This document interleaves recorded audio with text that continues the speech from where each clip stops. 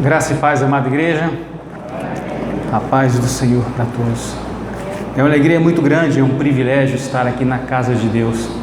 Eu sei que muitas pessoas gostariam de estar aqui, mas não tem esse privilégio que nós temos de estar aqui para louvar e bendizer e glorificar o nome daquele que é sobre todo o nome. Amém? E eu convido a você para abrir a Palavra de Deus, a Bíblia Sagrada. E acompanhe comigo no Evangelho de Lucas. Evangelho de Lucas, capítulo 23. Evangelho de Lucas, capítulo 23. Nós vamos,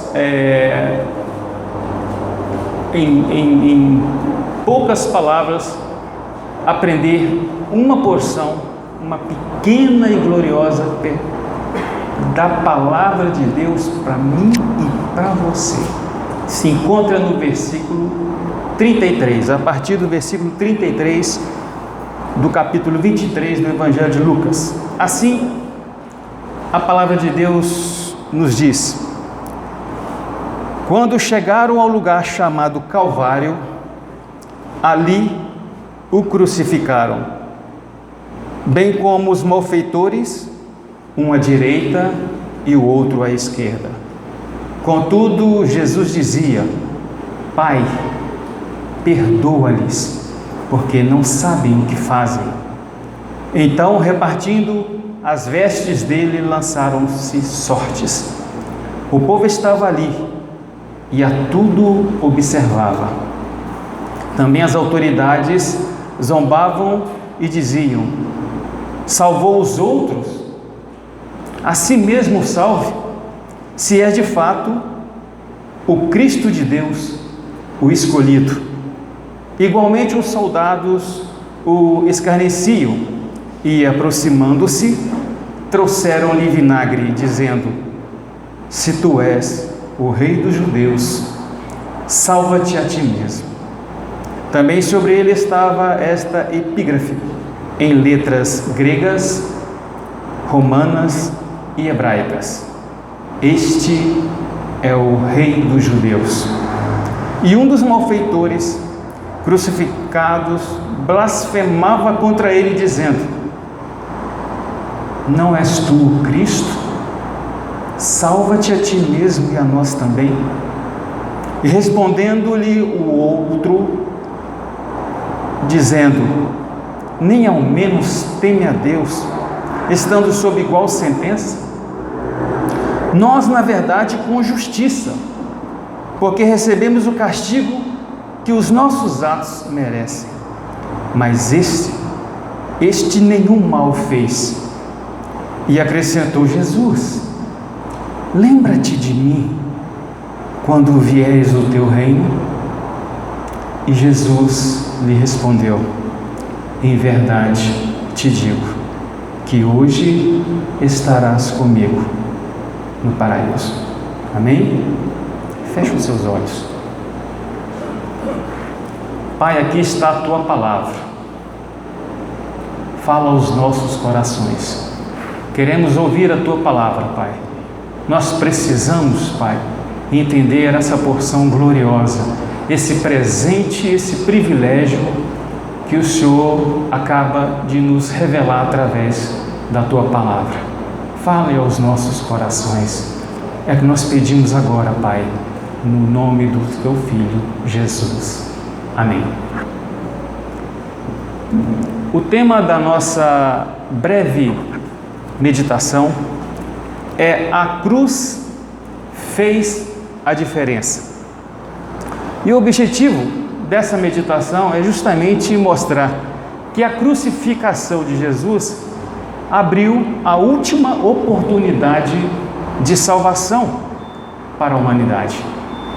Mas, para entendermos o que acabamos de ler, nós precisamos primeiro saber o que estava acontecendo na cidade de Jerusalém. O que estava acontecendo em Jerusalém? Jerusalém estava em festa. Curiosamente, a festa mais concorrida em Israel, a festa da Páscoa. quando a cidade de repente é sacudida com uma notícia de que o Rabi da Galileia estava preso. Aquele que operou milagres, aquele que arrastou multidões para ouvir os seus gloriosos ensinamentos, está preso. Levaram Jesus para fora das muralhas de Jerusalém, e lá num lugar chamado Calvário, Gólgota, caveira, ali o crucificaram. De um lado direito, um malfeitor, do lado esquerdo, outro malfeitor. Jesus é crucificado no meio de dois ladrões. Jesus, ali, ele era o divisor dos homens, para nos mostrar algo muito importante para todos nós, que ambos, do lado direito, do lado esquerdo, estão perdidos. Eles são malfeitores, criminosos. Mas isso é apenas um retrato do que vai acontecer durante toda a história da humanidade. Esse é o relato mais simples e mais puro e sincero da palavra de Deus. E eu convido a você para olhar na cruz do centro. Essa cruz é uma cruz da salvação. Essa cruz está ali, o Criador do universo. Essa cruz está ali, o Senhor dos senhores. Essa cruz está ali, o Rei dos reis. E eu faço uma pergunta agora nessa noite: por que Jesus foi crucificado não na cruz da direita e não na cruz da esquerda, mas na cruz do centro? Por que na cruz do centro? Porque Jesus é aquele que julga todos os homens. Aqueles dois ladrões são apenas um emblema, uma simbologia da própria humanidade. A Bíblia nos diz que todos pecaram, todos, e separados estão da glória de Deus. Isso vem nos mostrar que todos nós, potencialmente, nós somos pecadores. Nós estamos separados da glória de Deus. Isso vem nos mostrar que nós não somos melhores do que aquele que foram crucificados do lado direito e do lado esquerdo de Jesus. Todos pecaram, tanto eles como nós pecamos e separados estamos da glória de Deus. Todos nós somos injustos. Todos nós somos injustos diante dos olhos do Senhor. Todos nós merecemos a condenação eterna justamente por causa dos nossos pecados. Que os nossos pecados é que faz a separação do homem para com Deus. Mas Jesus está na cruz do centro porque Ele é aquele justamente que julga aqueles que são salvos e aqueles que se perdem.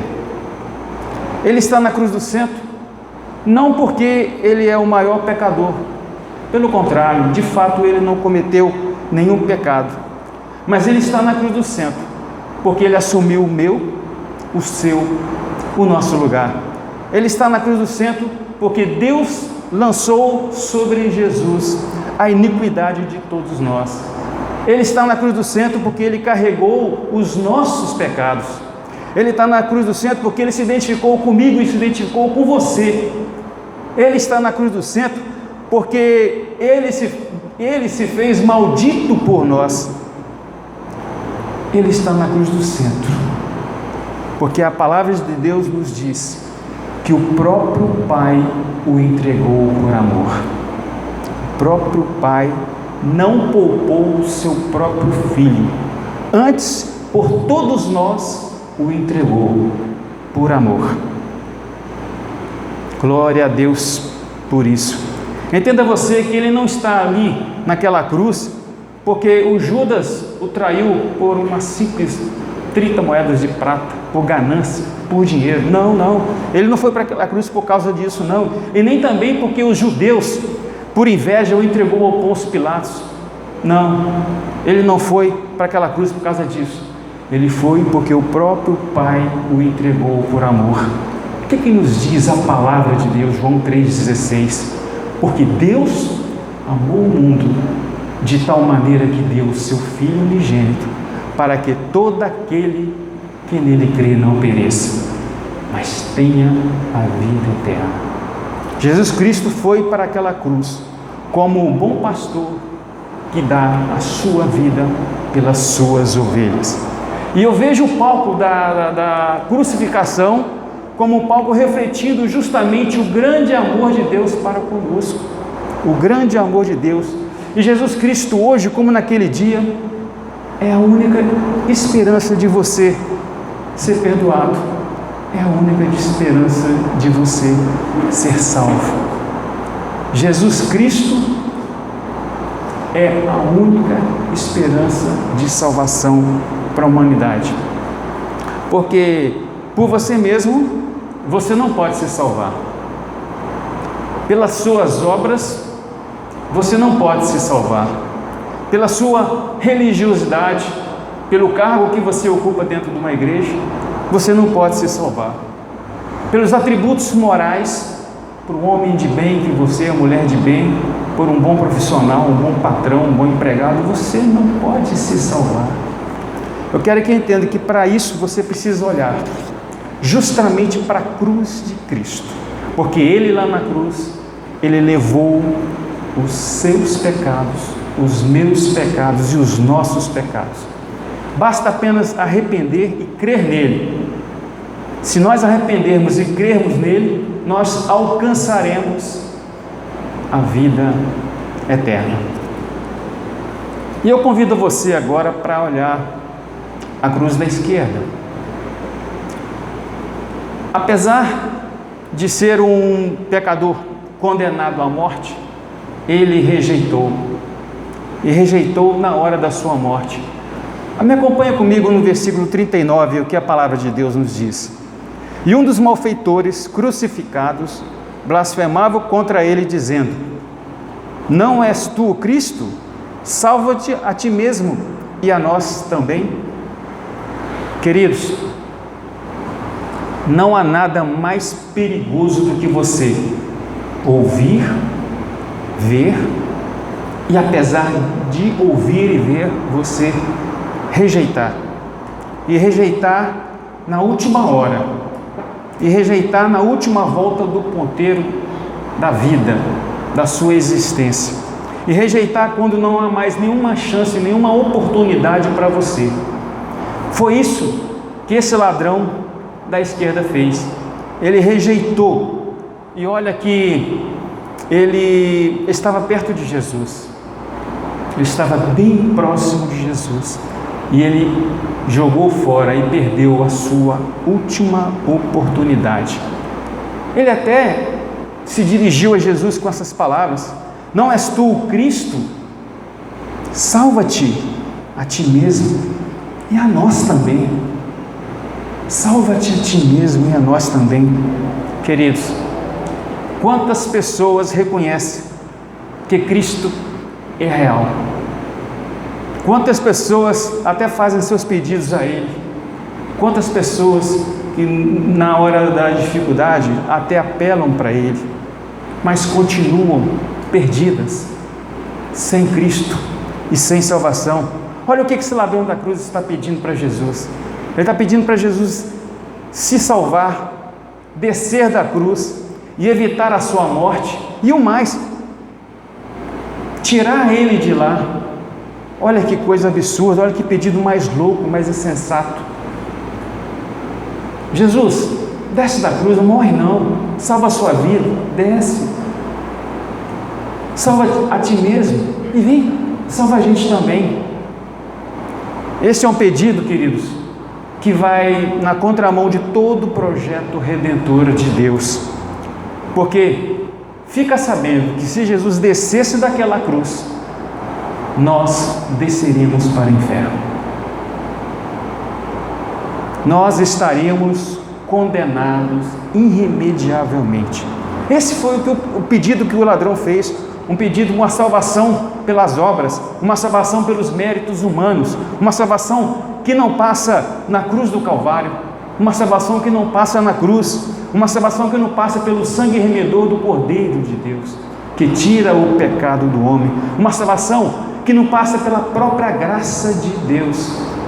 Desce daí e nos tira e nos salva. Querido, se você ainda não rendeu, se você ainda não se arrependeu e se ainda você está sozinho, sem Cristo, eu quero dizer para você que hoje você tem a oportunidade de ter esse encontro maravilhoso. Basta apenas você entregar seu coração para Jesus, mesmo que você esteja centralizado em você mesmo, mas que do seu jeito, do seu modo, da sua maneira, você não consegue de forma alguma a salvação. E esse ladrão, ele queria uma salvação desta forma, porque aquele homem perdeu, além da sua oportunidade de salvação, ele rejeitou o próprio Evangelho. Ele rejeitou na última hora da sua vida, da sua existência. Foi isso que esse ladrão da cruz fez. Ele rejeitou e por isso ele morreu sem Cristo e sem salvação. Hoje eu trago para você essas boas novas.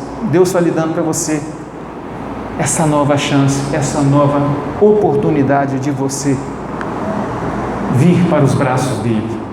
Lembre-se bem, o futuro não pertence a mim, não pertence a você. O futuro pertence a Deus. E Ele está convidando você hoje para que você tome uma decisão, uma postura e se arrependa e volta para Jesus. Mas aí eu convido você também para olhar na cruz da direita. É interessante que a cruz da direita é a cruz que ela representa a aceitação, enquanto que a outra representou a rejeição. Esse homem da cruz da direita, ele também estava condenado, ele estava crucificado. E alguns relatos dos evangélicos, como por exemplo Mateus, eles nos relatam que ambos os condenados, na hora que eles foram crucificados, eles criticavam Jesus, eles blasfemavam Jesus, eles zombavam de Jesus. Mas o que me chamou a atenção é o seguinte: o que é que mudou no coração desse ladrão da direita de Jesus? Algo aconteceu na vida dele, que ele mudou. Embora a Bíblia ela não traz com clareza, mas vimos que esse ladrão ele começou a perceber justamente a postura de Jesus na cruz do Calvário. Lembre que durante todo o trajeto dele, da crucificação, ele não abriu a sua boca, ele não se defendeu. Mas você lembra o que ele disse pela primeira vez lá na cruz do Calvário? O que ele falou pela primeira vez? Enquanto que as pessoas, quando Jesus foi crucificado, estavam zombando dele, criticando, ele levantou os olhos para o céu e falou: Pai, perdoa-lhes, porque eles não sabem o que fazem. Olha aqui no versículo 34. Contudo, Jesus dizia: Pai, perdoa-lhes, porque eles não sabem o que fazem. Queridos, isso mexeu muito com o coração dele. Isso mexeu demais com ele. Ele falou: gente, Jesus sendo golpeado, maltratado, zombado, escarnecido, colocaram uma coroa de espinha na cabeça dele, cuspiram nele, de vez de ele sentir ódio no coração, raiva, rancor, ele está orando por aquelas pessoas: Pai, perdoa-lhes, porque não sabem o que fazem.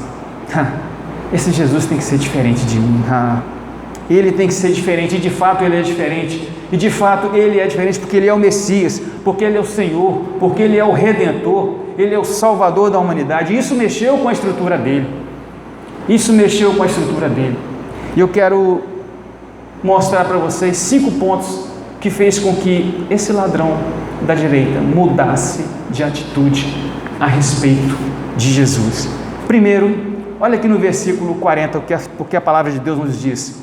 Respondeu-lhe, porém, o outro, repreendeu-o, dizendo: nem ao menos temes a Deus, estando sobre igual sentença?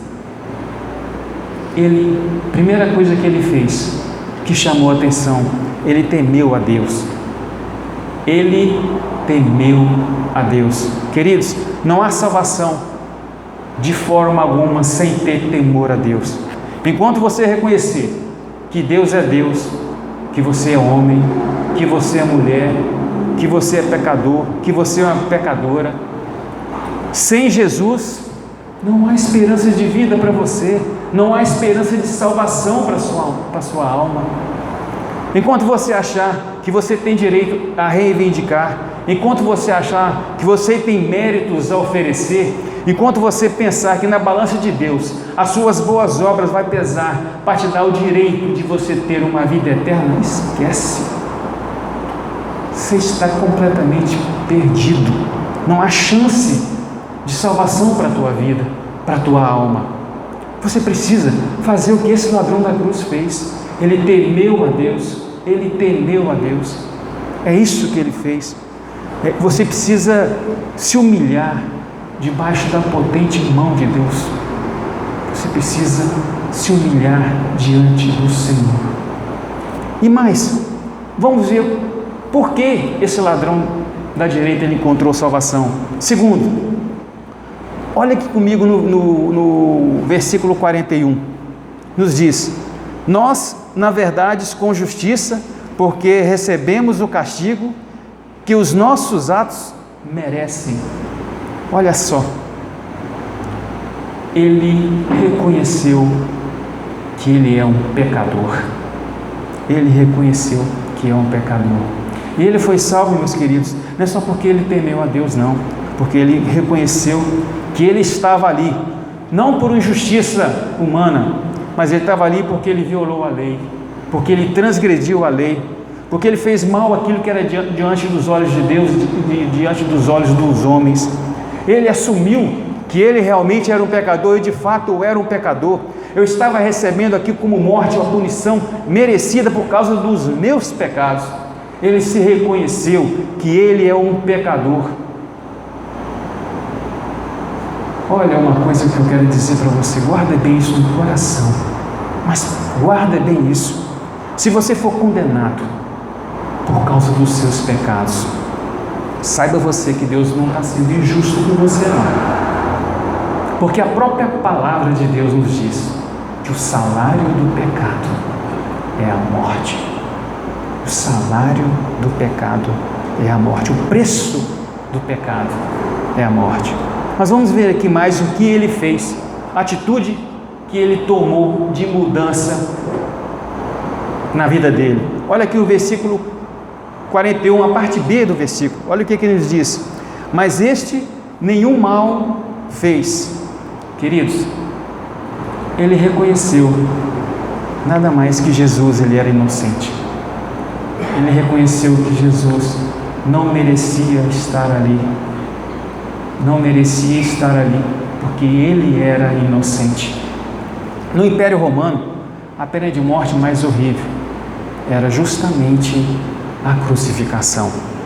E a crucificação era destinada aos criminosos mais horrendos, aqueles que eram marginalizados pela própria sociedade. Mas esse homem que está na cruz do centro, ele não cometeu nenhum pecado. Ele disse: eu cometi muitos pecados, eu mereço isso, porque eu transgredi a lei, porque eu errei, a minha vida não era certa, a minha vida era muito bagunçada, eu só fiz coisas que era errado diante dos olhos dos homens, diante dos olhos de Deus. Mas ele reconhece que aquele que está na cruz do centro, ele não fez mal nenhum. Ele reconhece que Jesus, ele está ali não por causa dos seus próprios pecados, mas ele está ali no centro por causa do meu, do seu, do nosso pecado. E veja mais, quarto atitude dele, versículo 42, a palavra de Deus nos diz que acrescentou Jesus: lembra-te de mim quando entrares no teu reino. Olha que coisa maravilhosa. Esse ladrão, ele reconheceu que Jesus, ele é o Rei da glória. Ele reconheceu que quando Jesus vier, ele virá para estabelecer o seu reino de poder, de glória e de majestade. Ele reconhece perfeitamente que Jesus vai morrer, mas ele vai vencer a morte. E ele irá voltar gloriosamente para restabelecer o seu reino, o reino de glória. Ele reconheceu que Jesus é o Rei da glória. E em quinto e último reconhecimento desse ladrão, também está no versículo 42. A primeira parte que diz: lembra-te de mim. Ele reconhece, queridos, que só Jesus pode salvar. E ele olha para Jesus na sua última hora, na última volta do ponteiro da sua existência. Ele reconhece que Jesus é o único que pode salvá-lo. Ele reconhece que Jesus é o único que pode libertá-lo da condenação eterna. Perceberam que ele não está pedindo aqui para não morrer na cruz? Ele sabe que ele vai morrer na cruz e ele está crucificado. Ele sabe também que Jesus vai morrer e está crucificado. Mas olha só, ele está pedindo algo que transcende toda a vida. Ele está pedindo a Jesus: Senhor, lembra-te de mim quando você vier reinar. Lembra-te de mim quando entrares no teu reino. Ele está pedindo, queridos, salvação para a sua vida. Ele reconhece que Jesus é o único que pode salvá-lo. Eu te garanto uma coisa: você pode ter o melhor dessa terra, você pode ter todas as glórias que esse mundo possa oferecer para você, mas se você ainda não tem vida eterna, ainda não encontrou o verdadeiro sentido e o propósito da sua existência. Só Jesus Cristo salva. Só Jesus Cristo salva. Judas Iscariote também, ele reconheceu que Jesus também era inocente. Mas Judas Iscariote ficou muito triste por causa dos seus pecados. Ele ficou muito triste porque ele não completou o ciclo do arrependimento. Ele não se arrependeu e por isso ele não voltou para Jesus. Ele se perdeu sem Cristo e sem salvação. Não basta você saber que você é um pecador. Não basta você saber que só Jesus Cristo salva. Mas é necessário que você volte para Ele. Corre para os braços de Jesus, que se arrepende dos seus pecados, entregando a Ele o seu coração para Ele.